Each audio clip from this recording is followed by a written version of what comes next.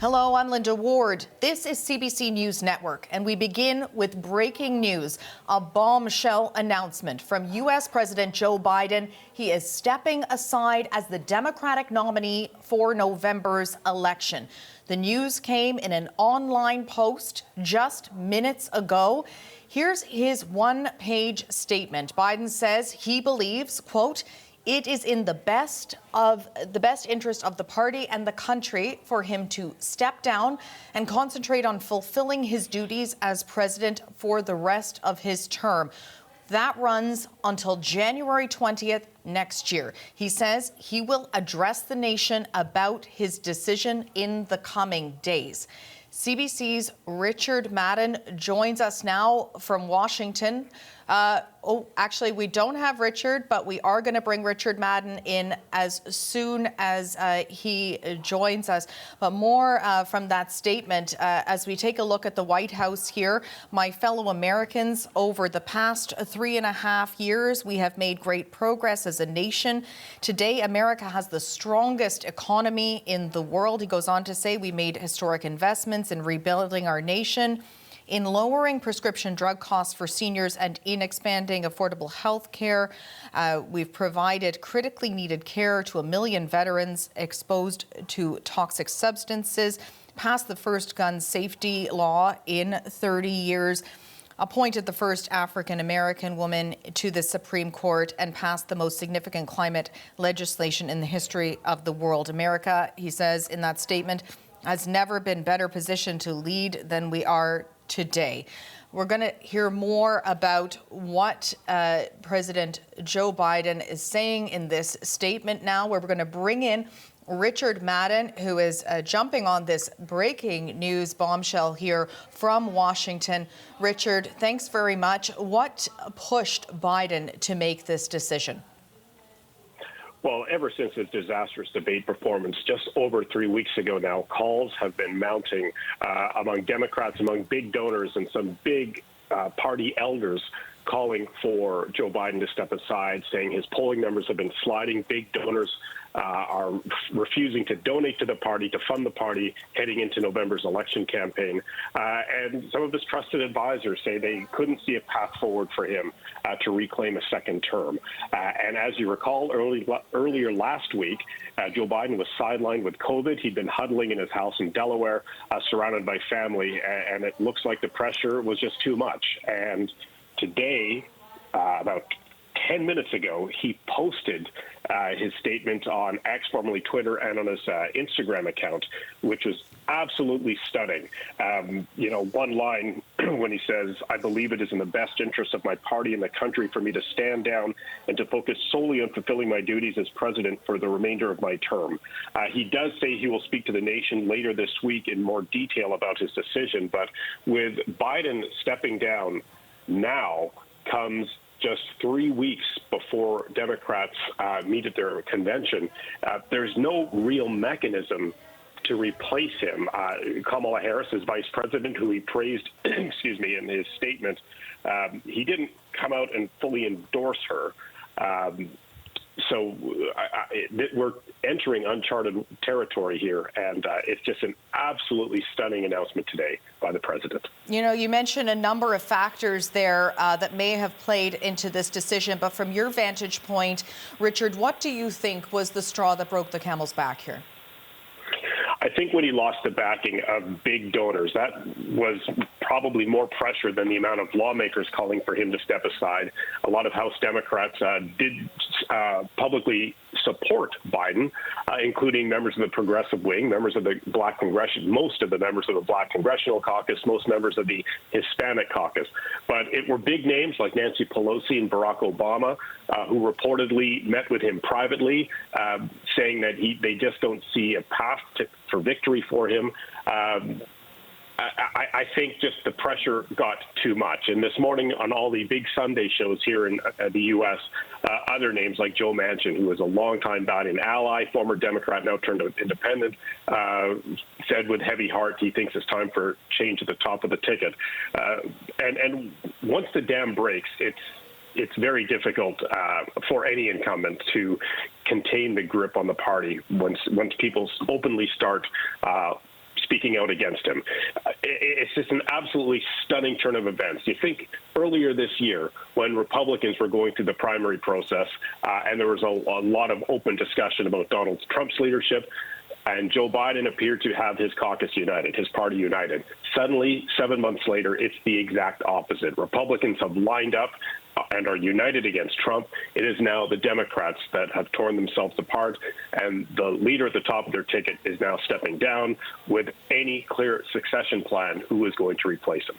Yeah, and you mentioned a number of names there that might be up for the job. But, when you look at the path towards picking that successor, what is your sense of what the next steps may be here in terms of whether this could go to sort of a mini primary or if it would be, Kamala Harris that might succeed him? Well, time is of the essence for this party. So with Joe Biden stepping down, the things that we have to look for is we've got a convention in Chicago in about 3 weeks. What happens to all of Biden's delegates? He hasn't officially been elected by the delegates to be their nominee, although it is presumed he is, or he was. So what happens to those delegates? The party was talking about and discussing an early roll call. So that is a process where all the delegates would throw their support and endorse Joe Biden before the convention begins. And that idea was to avoid some messy confrontation or an open convention during their convention. So what happens to that? If Biden throws his support behind Kamala Harris and the party throws their support behind Kamala Harris, she leads the top of the ticket. She gets access to the bank account. She gets access to all the infrastructure. But if another Democrat steps forward and declares that they intend to run for leader, well, then that opens up the convention floor to what's called an open primary, and that could get messy and that could take some time.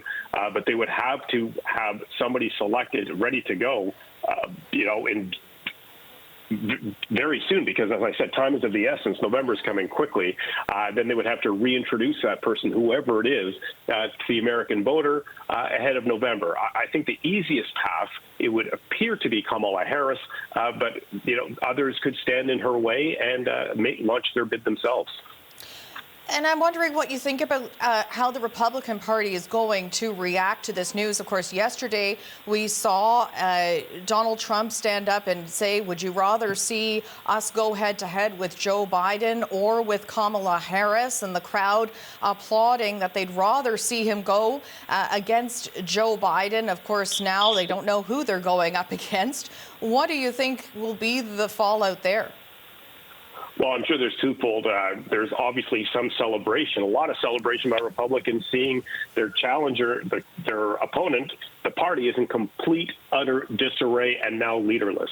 But if you're a campaign strategist for Donald Trump, you were planning this whole campaign to be about Joe Biden. And now that's unclear who that person is. We have seen in the past few days a shift in strategy by the Republicans. Not only were they attacking Joe Biden, but they were also attacking Kamala Harris. And J.D. Vance, Trump's running mate, was out there on the stump just yesterday in Grand Rapids, Michigan, taking swipes at Harris. So this changes some strategy by Republicans heading into November, but the fact that it's unclear who Trump will be facing in the next presidential debate adds a whole lot of uncertainty. And of course, as you mentioned, 3 weeks only until the convention, and certainly there's some damage control being done. But how much damage do you think has actually been done when it comes to voters from your vantage point where you are, and where they stand, especially those swing voters? Well, I mean, this was just an epic self-inflicted wound by the party. Biden had a terrible night at the debate. I've spoken to lots of Democrats who said, look, they could have trashed him. The party could have trashed him for a couple of days, and then they could have moved on. But instead, the dam started cracking, and you would hear more and more Democrats say this was the final straw. And then you had the Biden inner circle at war with the expanded circle of advisors, and that's where you saw more leaks coming out about his leadership, concerns about his leadership, especially when you saw reports about Nancy Pelosi and Barack Obama questioning him, Senate Majority Leader Chuck Schumer questioning Biden. These are all elders in the party, and those stories were leaked to the media.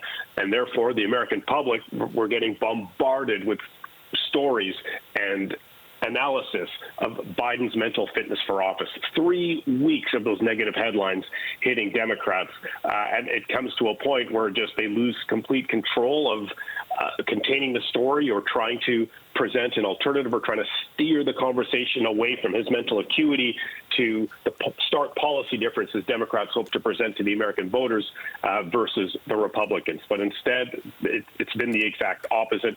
The party had just been spiraling ever since, and it looks like this morning Joe Biden decided to pack it in. What's also interesting, too, is you have traveling reporters, a small group of reporters who travel with the president. It's called the White House Pool. They issued an email at around 11:30 saying they called a lid, meaning that's it for the day, don't expect anything else from the president. And suddenly, just a few hours later, he posts this statement. Interesting to think about what might have happened over the course of those few hours, but certainly there's been a lot that has led up to this. And some of what, as you mentioned there, that has led up to this calls of concern, really, about his mental state, his age, and whether or not he is able to do the job. We know that he is going to stay in the job until January. I'm wondering your thoughts on, what the next few months will look like for him as he steps away as the candidate, but is still the president. Yeah, so again, uncharted territory. In political terms, he's a lame duck. The race to replace him is now underway. That is what all the focus is going to be upon. Because this is an election year, we wouldn't expect much out of Congress or any major legislation to happen this close to Election Day. But from now until January, Joe Biden's relevancy continues to drop. Israeli Prime Minister Benjamin Netanyahu is expected in Washington early next week. Will he meet with Biden? How much significance will that meeting have? There was discussions, high-level discussions, still underway on several global issues, including what's happening in the Middle East, the hostage attempts to rescue and free the hostages there. What significance does that take? How much clout will Biden's cabinet have, including his Secretary of State, who is at the forefront of these negotiations? These are all questions that have yet to be answered, and I guess we'll see where these negotiations go in the days and weeks ahead. But there are several lingering questions about America's role on several issues, whether it's the Middle East or whether it's Ukraine. Just how much clout does his cabinet have now in these discussions? It's an interesting time. Richard Madden, thanks very much for hanging with us as we work through this breaking news story.